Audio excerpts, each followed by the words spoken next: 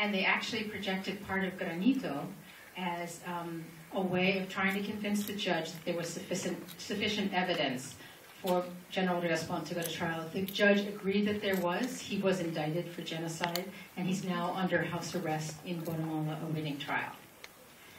That is one of the many justice initiatives that are now going on in Guatemala. More people have been convicted and indicted and are under investigation in the last few years than in the previous 30 years.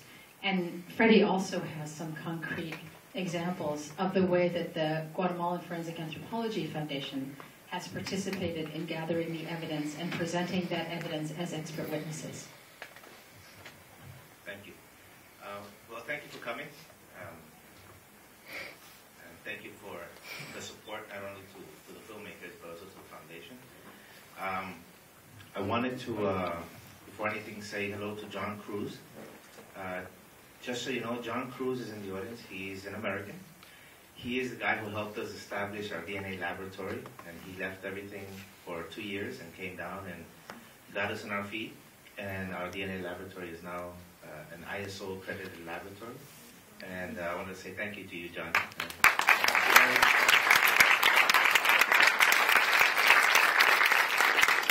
John is also Granito. Some of the things that have been happening are, since the film started and since we started telling the story, there's been several trials. 2 trials in the Dos R's massacre that I don't know if you've heard about, but they were for the killing of 201 individuals in a town in Petén by Special Forces military of the Guatemalan Army. 5 people in 2 different trials were sentenced to 6,060 years in jail. They were given 30 years for each person they killed and 30 years for crimes against humanity. The foundation testified in both the trials. And just last month, I personally testified in the case of Plan de Sanchez, which is also a massacre, where they killed 268 people, and there were 5 civil patrolmen sentenced to over 7,000 years. The same thing, 30 years for each person they killed, and 30 years for crimes against humanity. And also now we're waiting for the trial of General Riaspon to start, where I'm also one of the expert witnesses on the trial. And we'll see. There's a lot of appeals going on by his defense, but we're very hopeful that eventually we'll see him in the trial, and we'll see what happens. Besides that, and some of the things you might not know this, but the images that are used in the film, sort of to introduce the chapters, those pictures, those are actually people who have disappeared, and those are pictures taken from what's called a military diary.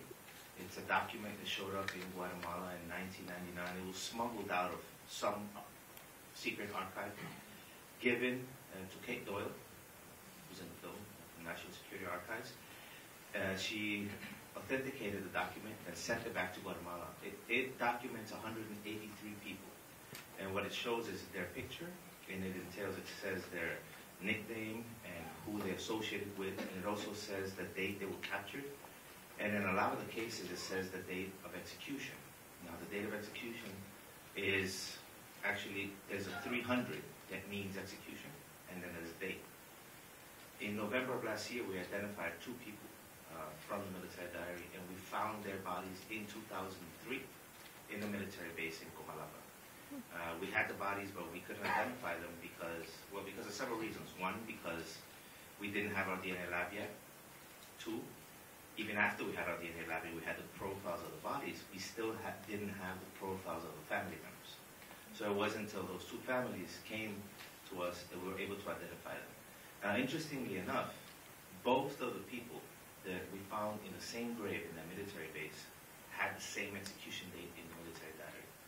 And what this shows is the methodology that was used and how systematic the state agencies were to disappear people in Guatemala. These 2 people were captured in different places, but taken to the same place. They were captured in different dates, but they were taken to the same government agency and executed. We later looked at other people that might have that date. That date was March 29, 1984, and we found that there was a total of 6 people in the military diary with that date. Guess how many people were in that grave? 6 we didn't have the samples from the other 4 families, so we started looking for them. We have found 3 so far, and we've identified all 3 of them. We were only missing 1 family. So far we've identified 5 of the people in the military diary that you see there, and the work continues, but it now continues in a different direction. We are exhuming the graves in the communities where the massacres occurred. We are exhuming in military bases where there are military occupied areas. Right now we're exhuming a military base number 21 in Cobán. So far we have found 15 graves and 111 individuals that have been exhumed. This is happening right now in Guatemala. And we're also working in several cemeteries looking for the bodies of the people that were disappeared and they were captured and taken individually, tortured, and eventually their bodies disappeared. So we can take some questions. If you can make them very concise, that would be very good. Before we start questions, can I just ask one thing? Are there any Guatemalans here tonight? Oh, fantastic. Wow. Okay, great. Stand up. Okay. Go. You. Can you give me the microphone? No, just you can stand up and shout. Okay.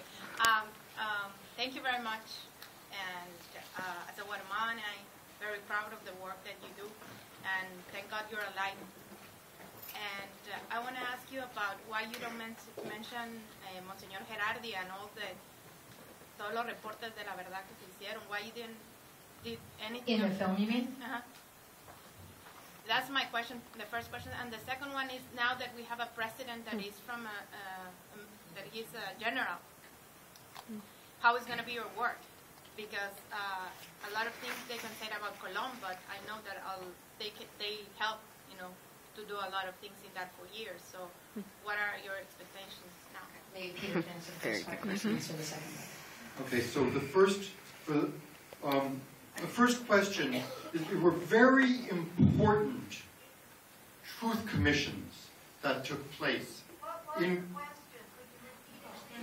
Okay, the question was, why didn't we include a section on the truth commissions that took place in Guatemala and on the murder of Monsignor Gerardi? That was a very critical thing that happened. And we tried in the little section that you saw that spanned the period of time between when the mountains tremble and the present, to condense the history of Guatemala. And we went through a big struggle in the edit room in terms of what to keep in and what not to include.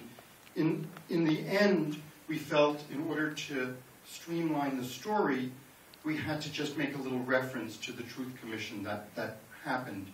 But in fact, the Truth Commission was incredibly important, and it was really the Truth Commission that for the first time pulled together information from all of the isolated massacres that had taken place and painted a much bigger picture and a much more complete picture of what happened at that time in Guatemala.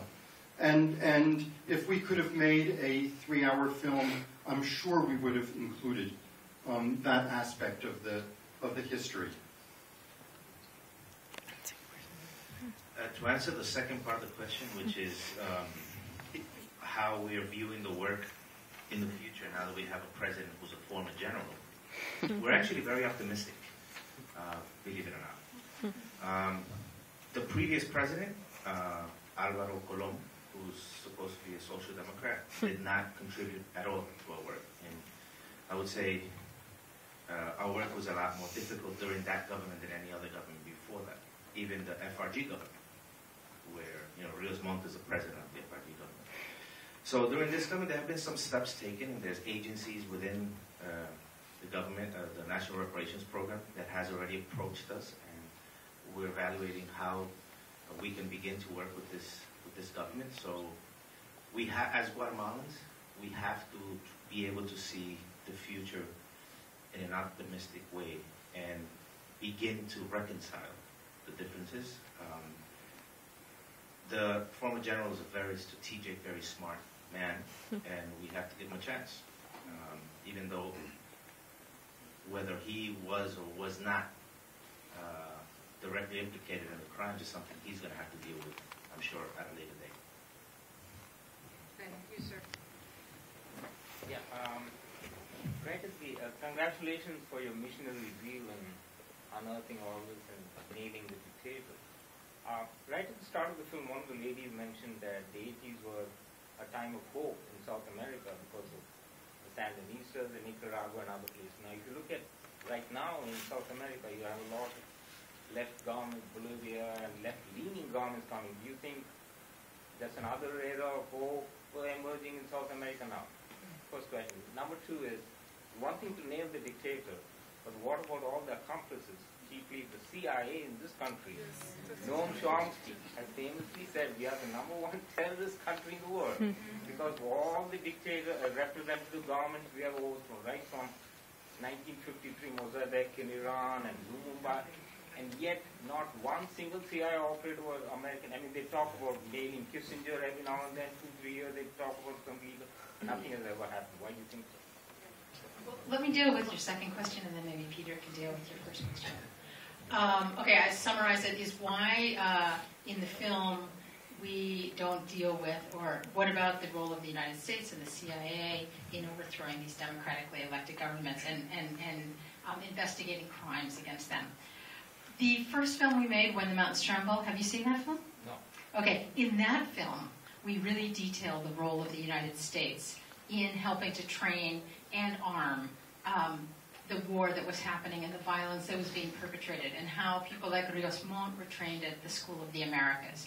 So in Granito, we didn't want to repeat that story exactly, but we did want to allude to it. And all I can say is that I wouldn't be surprised if Kate Doyle is looking for documents to directly implicate Americans in that case. And that's all I can say about that.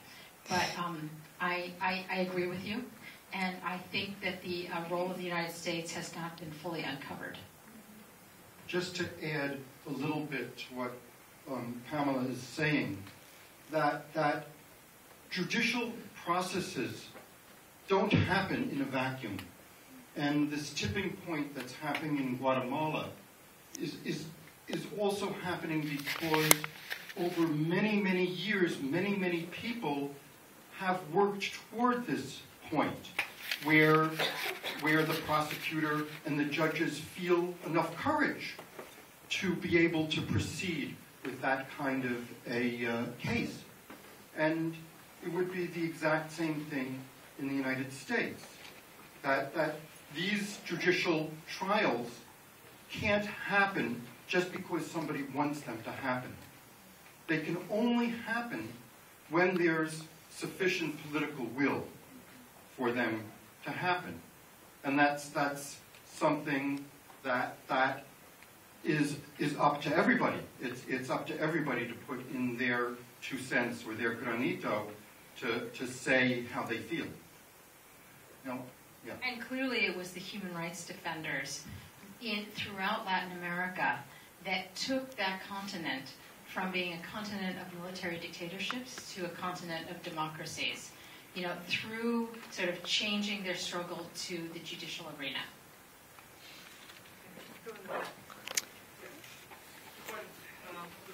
I saw how you got access to the police archives that were discovered, but how did you get access to them? I mean, why didn't the Guatemalan government just close them off to public access? That's question number one. Question number two, do you have any explanation as to why in the 80s struggles in Nicaragua and El Salvador were sort of much more prevalent in political discourse in the U.S. than the one in Guatemala?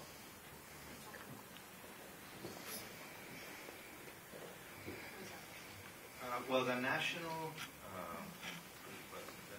Police Historical Archives, they call now, were given by a judge's order to the Human Rights Ombudsman's office.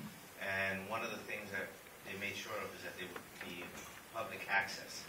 Eventually, they're within the Minister of Culture, and they're under the Central American Archive. But it's an archive. Now it's a functioning archive that anyone can go to and anyone can access and petition information on specific individuals to see if there is information within the 80 million documents in the archive. So far, I think they've digitized over 15 million of those documents, especially the ones pertaining to the 80s. And there's a digital copy of those in an archive in Switzerland as well. But those are now as well, they're accessible through the internet, through the website of the University of Texas. So it's not difficult to get access to the archive. They're actually a public, they're a public resource, but although they're within the state legally, they're completely funded by the international community. So that also allows them to be able to be a public resource. What was the second question? Why do you think it happened that in the 80s in the U.S. there was a lot more sort of... Oh, that's right. Yeah. Okay. I think that there was more attention to Nicaragua and El Salvador because they were much easier wars to cover. They were smaller countries. Everybody spoke Spanish. And in Guatemala, what the Guatemalan government did was systematically kill the Guatemalan journalists who were trying to cover the story. And they tried to prevent the international journalists from coming in. And also, so much of the epicenter of the war outside of the city was happening in the highlands where people didn't speak Spanish. So if you could get there, first of all, you had to speak Spanish. But even speaking Spanish wasn't enough. You had to be able to have a translator. And people were really afraid to talk. So if you were on a short news cycle, even if you went out into the highlands for a week, it just wasn't enough. You had to spend a really long time there to be able to really understand what was going on and build relationships that could yield an accurate portrayal of what was happening there.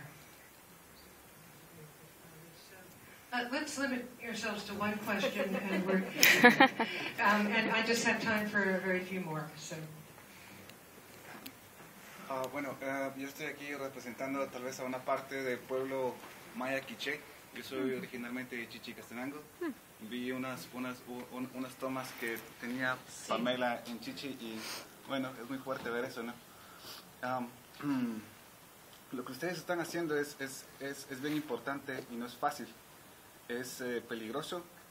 Yo quisiera hacerlo, pero yo tengo familia allá y entonces es un poco difícil, ¿no? Entonces, ustedes, pues bueno, son bastante valientes al hacer lo que están haciendo. Muchas gracias. En verdad, dan esperanza. Porque cuando yo vine aquí a Estados Unidos hace como un año, yo estaba buscando un poco de esperanza. Para no sentir que solo abandoné mi tierra y mi gente. Perdón. Está bien. Entonces encontré que había gente que sí estaba haciendo algo importante, ¿verdad? Que son ustedes y todo su equipo. Entonces como parte de la nueva generación, nosotros entendemos lo que ustedes están haciendo y sí lo apreciamos. Sí. Gracias. Gracias a usted.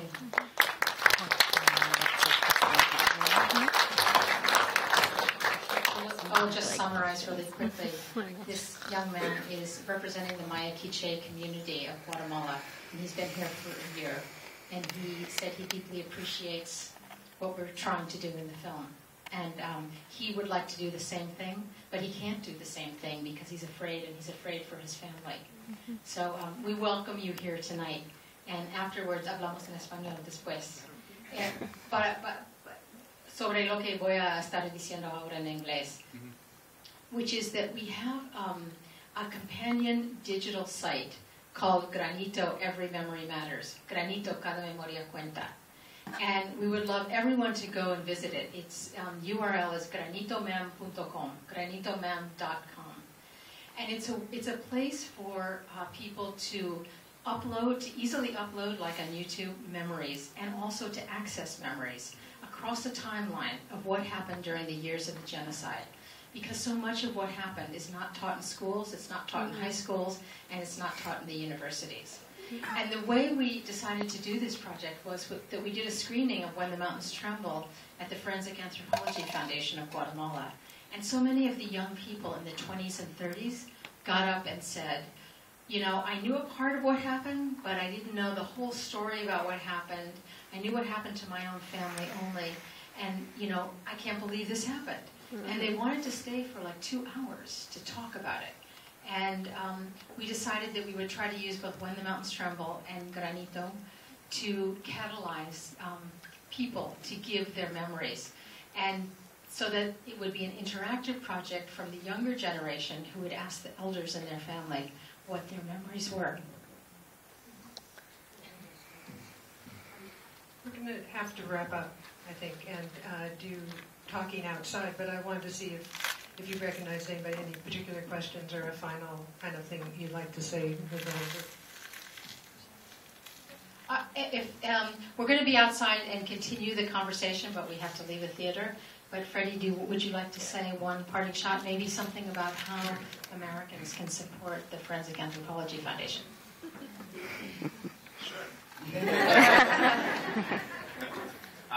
No, one of the things we have recently done is we've incorporated a new 501c3, an NGO in New York called Friends of FAFG. And the idea is threefold. One is obviously to help to raise funds to support the work of the foundation. We don't get any support from the Guatemalan government to do the work we do. All of the support comes from the American government, the government of Sweden, and the government of the Netherlands. So Friends of FAFG is going to be there for that reason, but it's also going to be there to take DNA samples of people that live in the United States that have someone who was disappeared during the armed conflict. And by taking that sample, your sample will be incorporated into the genetic data bank in Guatemala, and it will be compared to the profile of every single skeleton that we exhumed. And so far, we have about 1,000 of them in the data bank, and over 4,500 people that have already given their profile. Thirdly, we're also beginning to think of the possibility of helping to identify a lot of the victims or a lot of the people that die along the way to try to make it to the United States, a lot of the immigrants that die in Mexico and in the U.S. border. So if you have family that was trying to make that journey and never made it, we're probably also going to be working with the state of Guatemala and Mexico and the U.S. to try to identify those bodies that are showing up in Arizona and in Mexico and try to bring those people home. But in the end, what's important here is that the work, as Peter said and as Pamela has said, is that this is a very long process. We have been doing this for 20 years. The foundation now has 136 people working. We have a lot of friends, like John, like Greg, and we feel like we're only at the beginning. We feel like now is when we are ready to really begin identifying people, testifying in cases, and ready to begin to turn the page. Everyone always talks about the future, and we should look to the future, but a lot of these crimes, a lot of the crimes are categorized as crimes of the past, and they're not. When someone has been disappeared, they are still disappeared to the day we find them. So these are current crimes as much as a homicide that happened yesterday. So these cases need investigated, and they will not be in the past until we solve them. So I thank you again for coming. Thank you so much, all of you. I'd like you to do us the courtesy of letting our guests exit all the way out into the main theater, and they'll be happy to meet and talk with you out.